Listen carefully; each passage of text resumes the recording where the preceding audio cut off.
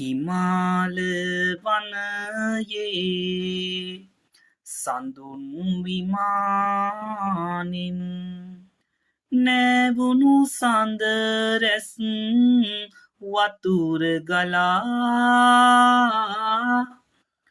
හමා එන සුළඟ සුවඳගෙන ගතසිත ඔබේ ගත් පරිදි වෙලා ගතසිත ඔබේ ගත් පරිදි වෙලා පමානයක් නැති